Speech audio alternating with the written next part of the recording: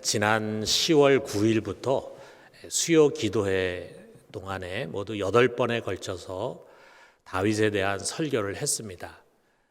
우리 성경 중에 사무엘상과 사무엘하 그리고 역대상 이렇게 3권의 성경이요, 다윗을 초점으로 해서 기록이 되어 있습니다. 또 우리 시편이 모두 150편인데 작자 미사인 것도 많이 있기 때문에 정확하게는 알 수 없지만 가장 많은 시를 쓴 것도 다윗입니다. 자, 우리가 어떻게 보면은 성경의 4권의 성경이요, 다윗을 이야기하고 있습니다. 참 놀랍지 않습니까? 그러면서도 이 다윗은 우리들에게 가장 친근감 있게 느껴지는 믿음의 선배예요. 다른 성경에 있는 인물들과 달리 다윗은 아주 어린 시절부터 성경에 소개가 되고 있기 때문에 우리 주일학교 학생들한테도 인기 짱입니다. 맞죠? 우리 이곳에 온 주일학교 우리 학생들, 성경에서 제일 좋은 인물이 누구냐 이렇게 얘기하면은 다윗을 아마 많이 얘기할 거예요. 왜냐하면 자기 또래에 있는 다윗이, 자기 나이 또래에 있는 다윗이 어떻게 살았는가가 소개되어 있기 때문에요. 자, 어려서 목동이었는데 곰이 자기 양을 빼앗아 가면은 뒤쫓아가 가지고 그 곰을 때려 눕히고 그리고 양을 뺏어왔다. 얼마나 신나는 이야기입니까? 또 육척 장신 거인 골리앗 앞에서 어른들도 다 벌벌 떨고 있는데 이 소년 다윗이 나가가지고 이 골리앗과 싸워서 골리앗을 죽이고 그리고 전쟁을 승리하게 했다. 얼마나 대단한 이야기입니까? 자, 이것이 계기가 돼가지고 다윗은 일약 높은 지위에 올라가게 되고 그리고 모든 백성들에게서 아주 인기가 높은 사람이 됐습니다. 자, 그러다가 그것을 시기하는 사울 왕의 미움을 받게 돼가지고 그는 한순간에 모든 것을 다 잃어버렸어요. 그리고 사울의 칼을 피해서 도망 다녀야 되고 결국에 가서는 광야에 가서 10년 동안을 살아야 했습니다. 이 광야의 10년 동안의 삶은 너무나 힘든 삶이었어요. 노숙인과 같은 그런 삶이었습니다. 그래서 온갖 고생을 다 겪었어요. 사울을 집요하게 다윗을 찾아서 죽이려고 하는 사울을 피해서 여기저기 도망다니다가 죽을 고비도 많이 넘겼습니다. 자, 그러다가 블레셋과의 전쟁에서 그만 이 사울 왕이 죽임을 당합니다. 그러자 이제 이 광야의 고생이 끝나고 다윗은 이스라엘의 왕이 됐어요. 그러니까 저 나락에서 다시 제일 높은 자리로 솟아 올라가게 된 것입니다. 자, 그런데 어느 날 왕이 된 다음에 저녁에 왕궁 지붕을 거닐다가 우리아라고 하는 이 다윗에게 아주 충신인 장수가 있는데 그 우리아의 부인인 밧세바를 보고는 너무 마음에 들었어요. 그래가지고 그만 간음을 저지르게 됩니다. 그리고 이것을 은폐하려고 하다가 충신 우리아를 죽이고 말았어요. 이 커다란 죄로 인해서 하나님으로부터 많은 징계와 시련이 예고되고 그래서 그 왕가 안에 그만 우환이 끊이지 않게 됐습니다. 특별히 왕자 중에 제일 멋있게 생긴 똑똑한 왕자가 있었는데 압살롬이라고 하는 왕자였는데 이 압살롬이 오랫동안 계획하고 준비한 다음에 큰 반란을 일으켰어요. 근데 그 반란이 너무 강력해가지고 이 다윗은 그만 허겁지겁 왕도 예루살렘 버리고 도망을 가는 신세가 됐습니다. 그리고 물론 이 반란은 진압됐지만 그 다음에도 세바의 반란도 일어나고 아도니람의 반란도 일어나고 그러면서 그 죽을 때까지 바람 잘 날이 없었습니다. 그럼 참 파란만장하지 않습니까? 좀 시골의 목동에서 장수로 높은 자리까지 올라갔다가 한순간에 또 비천한 자리로 곤두박질 쳤어요. 형통해가지고 원하는 것을 다 이루는 것 같더니 사방이 막히고 실패와 좌절을 겪습니다. 왕궁에서 최고의 부귀영화를 누리기도 했지만 광야의 굴에 살면서 추위와 가난과 싸우기도 했어요. 의롭고 경건하고 모범적인 삶을 살기도 했지만 그는 간음하고 그리고 살인하는 그런 큰 죄를 짓기도 했습니다. 여러분, 우리와 다르지 않지 않습니까? 올 한 해 우리의 여정과 다른 여정이 아니었으면 보게 돼요. 자, 우리 자신도 돌아보면은 기뻐할 일, 슬퍼할 일, 좋은 일, 안 좋은 일, 형통한 일, 공고한 일, 이런 것들이 서로 교차가 되면서 올 한 해가 지나갔습니다. 거룩하고 하나님 잘 섬기고 열심히 의롭게 살기도 했지만 어리석은 죄에 빠져가지고 방황하는 시간도 많이 있었습니다. 자, 그런 의미에서 보면은 이 다윗은 어느 누구보다도 정감이 가고 또 공감이 가는 그런 믿음의 선배입니다. 우리가 다윗을 이렇게 좋아하는 것은 다윗이 만약에 너무 완벽하게 살고 또 너무 성공하고 형통한 삶을 살았다면은 다윗을 별로 좋아하지 않을 거예요. 그런데 다윗이 우리가 겪는 그런 고난을 다윗도 겪고 또 우리가 짓는 죄를 다윗도 짓고 우리가 한 실수를 다윗도 하고 그런 모습을 보면서 우리는 이 다윗과 공감대를 이루고 다윗을 좋아하게 됩니다. 자, 그런데 이 한 해를 보내고 새해를 맞이하는 이 시간에 다윗이 우리에게 주는 소중한 선물이 있어요. 바로 이 시편 23편입니다. 이 세계에 있는 모든 믿는 사람들이 가장 좋아하는 성경 시편 23편. 그렇기 때문에 이 시편 23편을 가지고 지은 노래들도 많이 있습니다. 오늘 우리 시원 찬양대에서도 그 중에 하나를 찬양했지만 그 이외에도 이 시편 23편을 작사를 해가지고 작곡한 노래들이 굉장히 많습니다. 이게 모두 6절로 된 아주 짧은 시예요. 자, 그런데 여러분 우리가 읽어보면은요, 방대한 인생 여정이 이 짧은 6개의 구절에 다 담겨져 있습니다. 정말 놀랍죠. 정말 다윗은 놀라운 시인이죠. 마치 산전수전을 다 겪은 이제 늙은 다윗이 자신의 일생을 돌아보면서 지은 시와 같아요. 정확하게 언제 지었는지 우리가 알 수 없으니까. 그러나 그가 젊었을 때 지은 것이라기보다는 오히려 이제 인생을 다 산 다음에 지은 시가 아닌가 생각이 됩니다. 그리고 이제 자신의 뒤를 쫓아 믿음의 길을 가는 우리와 같은 후배들을 위해서 지은 시라고 생각합니다. 다윗처럼 인생을 믿음의 눈으로 간조해라 라고 하는 거예요. 이 시에서 다윗은 하나님과 자신의 관계를요, 목자와 양의 관계로 비유했어요. 다윗은 어려서부터 목동이었기 때문에 이 양의 생리를 누구보다도 잘 알고 있습니다.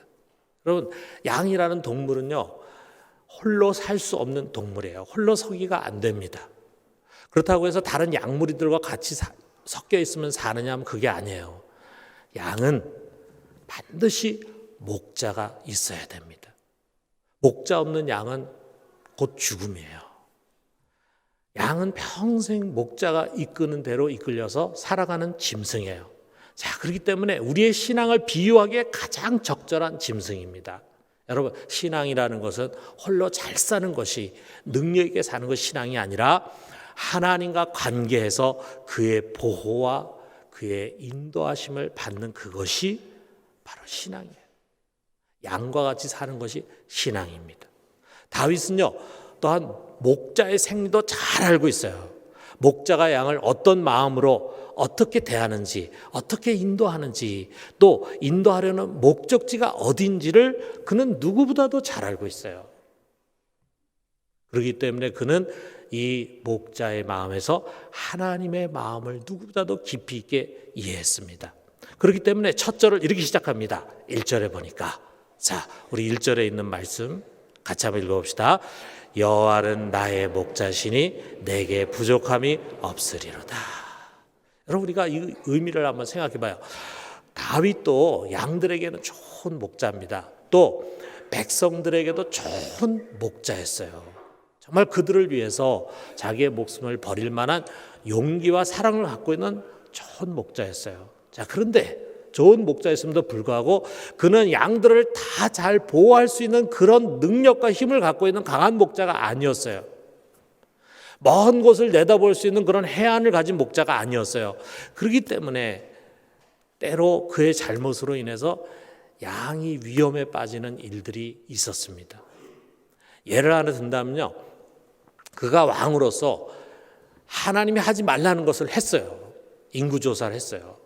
그래가지고 죄를 범했기 때문에 하나님이 징계하는데 백성들이 대신, 다윗 대신에 징계를 받습니다. 그래서 전염병이 돌아가지고 7만 명이 한꺼번에 죽는 일이 일어났어요. 7만 명이 양이 잘못한 게 아니라 다윗이 잘못했기 때문에.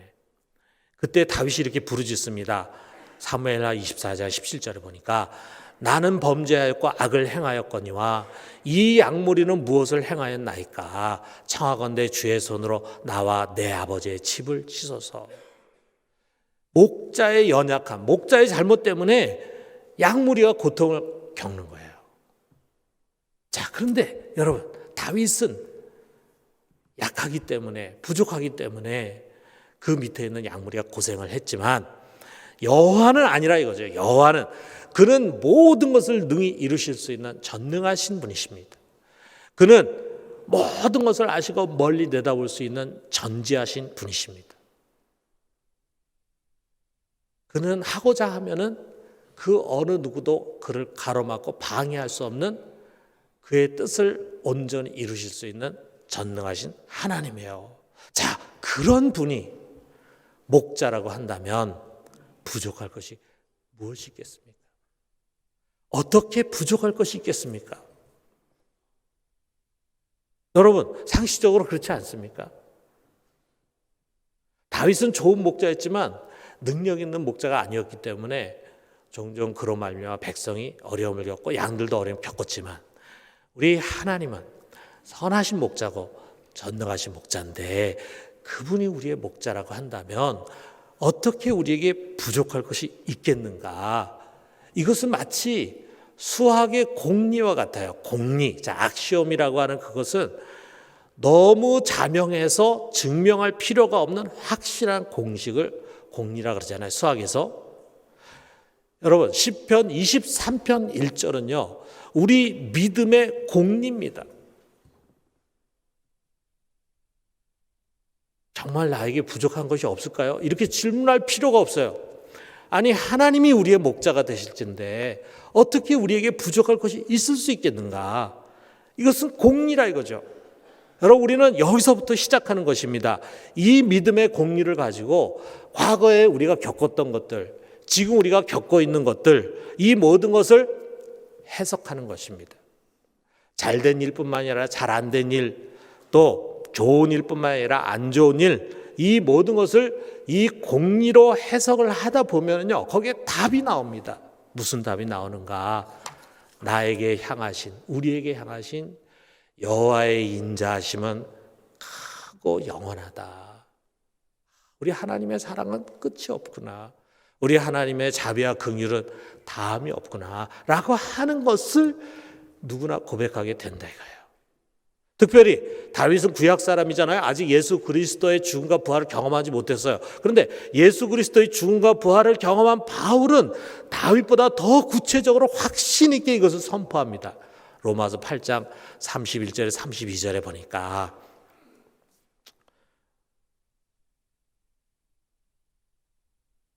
이렇게 말합니다. 그런즉 이 일에 대하여 우리가 무슨 말하리요? 만일 하나님이 우리를 위하시면 누가 우리를 대적하리요? 자기 아들을 아끼지 아니하시고 우리 모든 사람을 위하여 내주시니가 어찌 그 아들과 함께 모든 것을 우리에게 주시지 아니하겠느냐?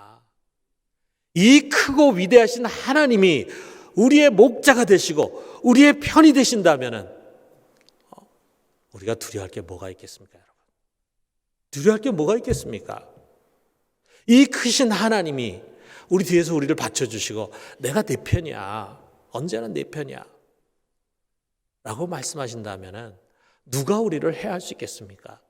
누가 우리를 대적할 수 있겠습니까? 아니, 자기 아들을 아끼지 않고 우리에게 내어주셨는데 하나님 우리에게 뭘 아까워하시겠어요? 그렇다면 우리에게 부족할 것이 무엇이 있겠습니까?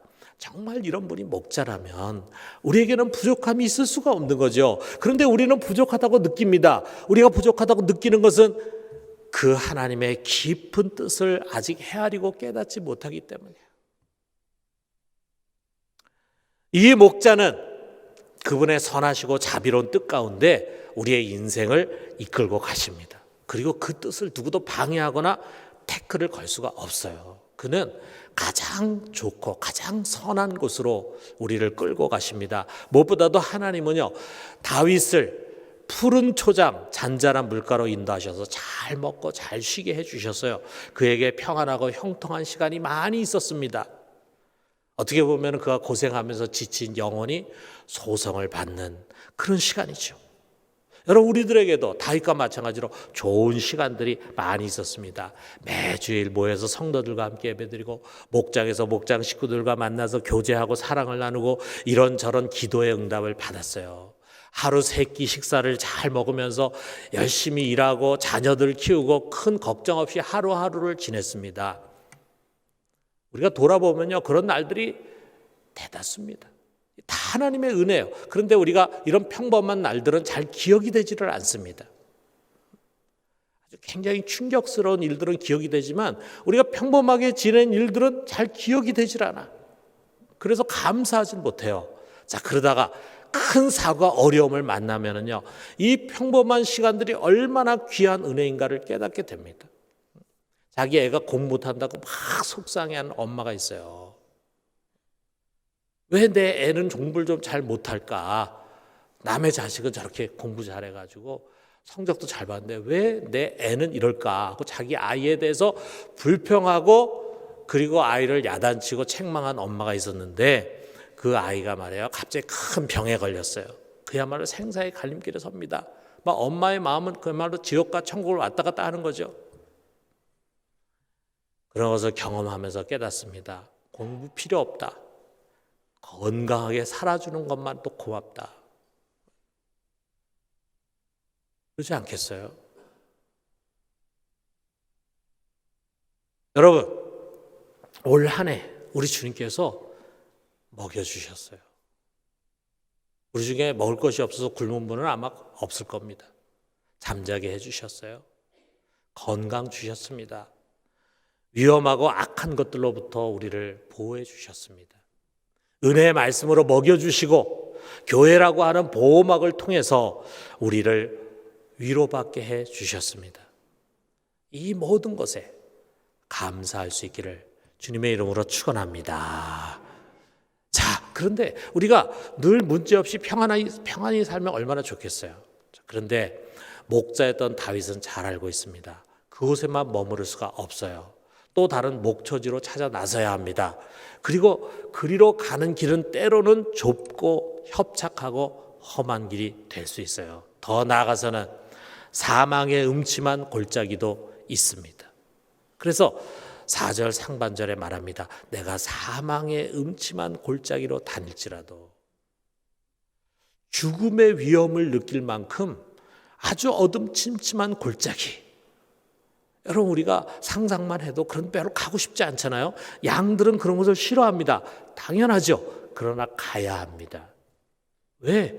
목자가 앞에서 인도하기 때문이고 하나님이 정한 길이기 때문에 그곳을 가야 돼요. 가지 않을 수가 없습니다. 다윗도 수차례 그곳을 지나갔어요. 광야에서의 10년의 삶 자체가 아예 사망의 음침한 골짜기였어요. 그는 아주 오랜 세월 동안 이런 고난과 시련과 위험과 두려움 가운데 살았습니다. 그러나 그뿐 아니에요. 왕이 된 다음에도 그에게 이와 같은 일들은 계속 있었어요. 압살롬에게 쫓겨서 도망갈 때도 그는 어쩌면 여기서 내가 죽을지 모른다. 이 왕위를 빼앗기고 아들 압살롬에게 내가 처형을 당할지 모른다는 그런 두려움에 왕도를 버리고 도망가야 했습니다. 또 시편 39편에 보면은요, 그가 죽을 병에 걸렸음을 암시하고 있어요. 자, 이 모든 것이 죽음의 두려움을 가질 그런 음침한 골짜기였습니다. 의롭고 경건하고 그리고 하나님의 마음에 합한 그런 다윗이었지만 그에게 그런 시간이 주어졌습니다. 여러분, 우리 인생 여정에도 그런 고난과 시련의 시간이 찾아옵니다. 왜 우리 하나님이 믿는 사람들에게, 그의 사랑하는 자녀들에게 이런 어려움을 허락하실까? 우리는 잘 모릅니다. 그러나 하나님 아버지의 깊은 섭리 속에서 우리 이전의 선배들도 다 그런 골짜기를 지나갔고, 오늘날 동시대를 살아가고 있는 이 세상의 모든 그리스도인들이 다 그런 골짜기를 지나가고 있습니다.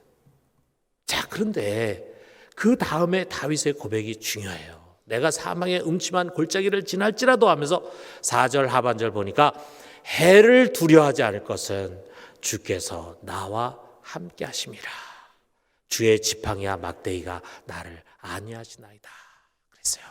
비록 어둡고 무섭고 두려운 곳이지만 난 두려워하지 않는다. 왜? 주께서 내 곁에 계시기 때문이다. 주님이 나와 함께 계시기 때문에 나는 두려워하지 않는다. 이렇게 고백합니다.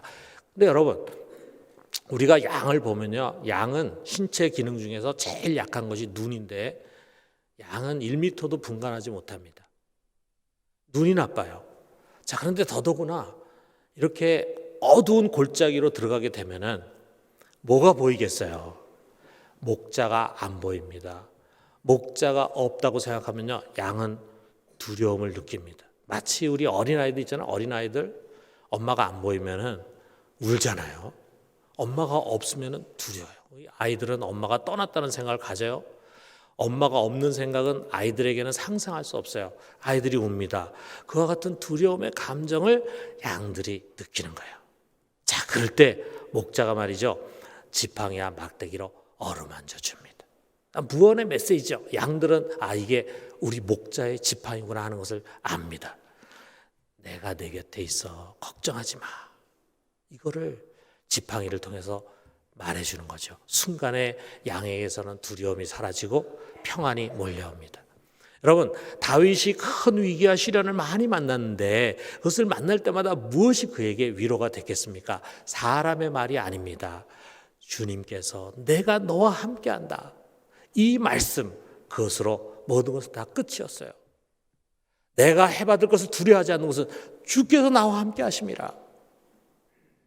여러분, 목자와 마찬가지로 우리 주님은 한순간도 우리의 곁을 떠나지 않습니다. 마태복음 28장 20절에서 약속하셨잖아요. 내가 세상 끝날까지 너희와 항상 함께 있으리라. 주님의 약속입니다. 우리가 보지 못할 뿐 안 계신 것이 아닙니다. 그는 여러분 곁에 계십니다. 보지 못하기 때문에, 우리가 그를 볼 수 없기 때문에 그분은 때로 지팡이와 막대기로 우리를 안위해 주세요. 설교를 듣거나 말씀을 묵상하거나 기도하는 가운데 그분의 음성을 듣습니다. 두려워하지 마라. 내가 너와 함께한다. 때로는 사람을 보내주시거나 생각하지 못한 좋은 소식을 주시면서 우리 곁에 다가와서 말씀하시는 거예요.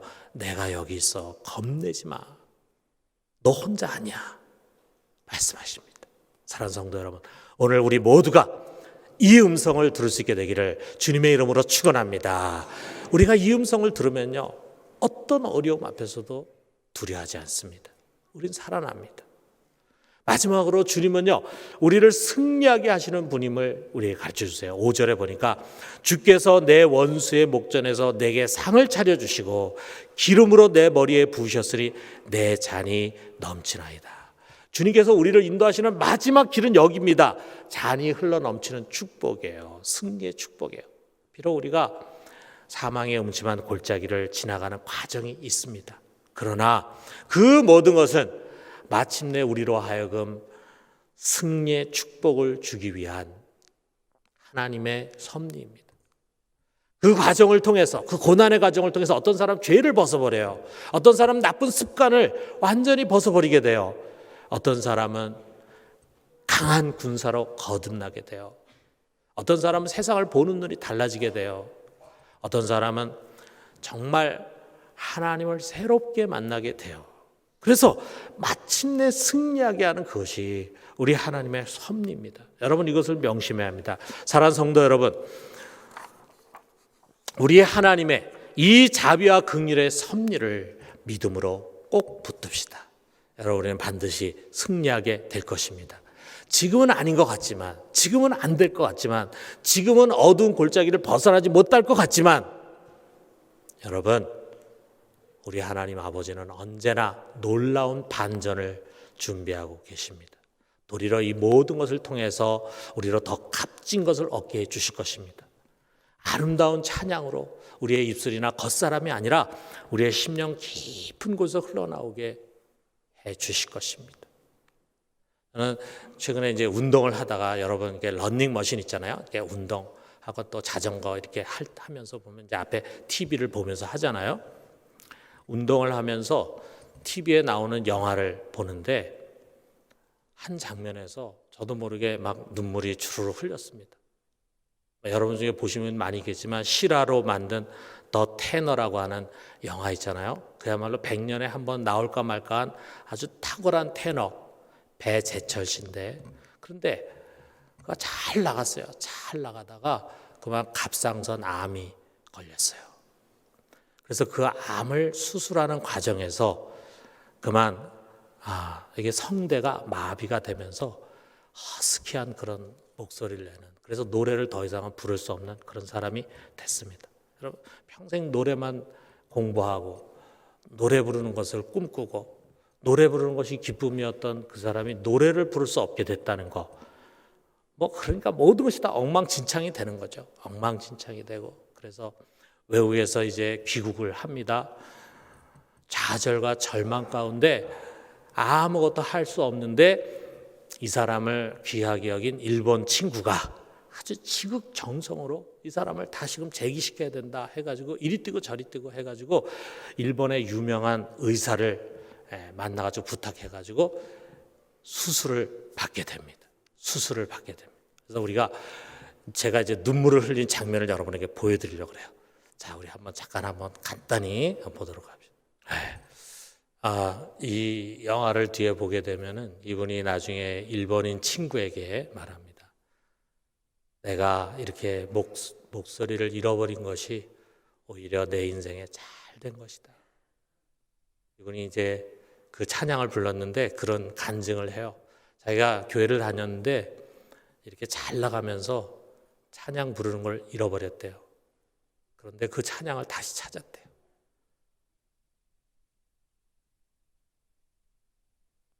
그는 더 이상 세계적인 테너는 아니지만 그러나 그는 하나님을 찬양하고 증거하는 자가 돼서 더 값진 것을 얻은 사람이 됐습니다. 이게 하나님의 섭리입니다. 마침내 우리로 하여금 더 값진 것을 얻게 하고, 그리고 마침내 승리의 축복을 얻게 하시는 이분이 바로 우리의 목자 되신 하나님이십니다. 우리는 다윗의 일생을 보면서요, 결론을 지어요. 정말 다윗의 뒤에는 하나님의 선하심과 인자하심이 항상 붙어 있구나. 사실입니다. 그는 고백에서 6절 상반절 보니까 내 평생에 선하심과 인자하심이 반드시 나를 따르리니. 그래서 우리가 다윗의 일생을 보면요, 다 질 것 같은데 결국 승리합니다. 넘어질 것 같은데 결국은 일어납니다. 죽을 것 같은데 결국은 살아나는 놀라운 역사들이 반복이 되는 것입니다. 여러분, 우리도 마찬가지입니다. 그의 선하심과 인자하심이 여러분 뒤에 항상 붙어 있을 것입니다. 여러분, 이거 믿으십니까? 믿으셔야 합니다. 꼭 믿으셔야 합니다. 우리 새해를 맞이하면서 우리는 이것을 꼭 믿어야 합니다. 그래서 결국 모든 것이 합해서 선을 이루도록 기가 막히게 만들어 가시는 것입니다. 그리고 한 해 두 해 이런 싸움이 반복되는 가운데 언젠가 우리는 영원한 안식에 들어갈 것입니다. 다윗이 간 곳입니다. 6절 하반절에 보니까 내가 여호와의 집에 영원히 살리로다.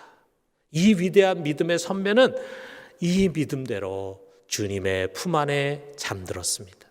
그것이 또한 우리의 소망입니다. 아버지의 집에서 이 성도들과 함께 영원히 사는 그것이 여러분과 내 속에 심겨진 소망입니다. 사랑하는 성도 여러분, 오늘 한 해를 보내고 새해를 맞이하면서 고백합시다. 주님이 나의 목자시니, 하나님이 나의 목자시니 나에게는 부족함이 없습니다. 부족함이 있을 수가 없습니다. 주님을 굳게 믿습니다. 이 믿음으로 새해 승리할 수 있게 되기를 주님의 이름으로 축원합니다.